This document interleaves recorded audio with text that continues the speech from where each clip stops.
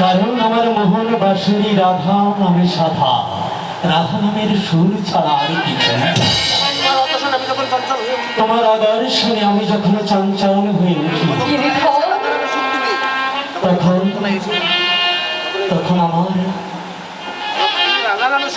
তখন আমার এই বাসুরী শুধু রাধা রাধা নামে আর সেই বাসের সুর শুনে আমি আর ঘরে থাকতে পারি না ঠাকুর।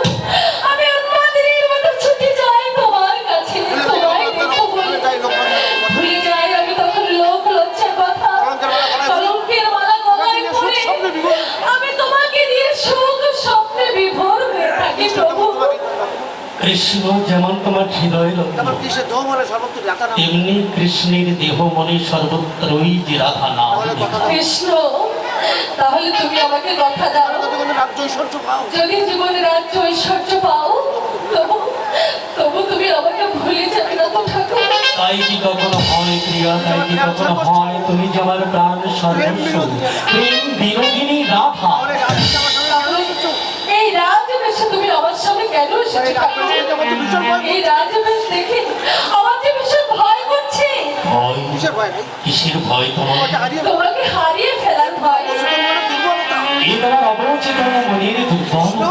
গিরিধর, আমি রাখাল আমি তোমার প্রেম মন্দিরের রাজা।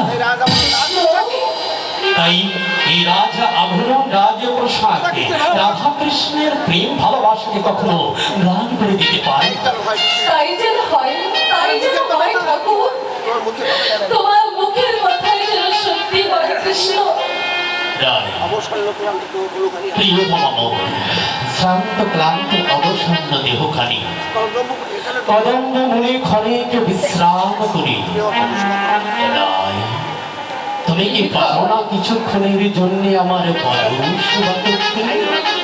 তাই হবে প্রভু, তুমি স্বয়ং করো, আমি আমি তোমার পদ সেবা করি।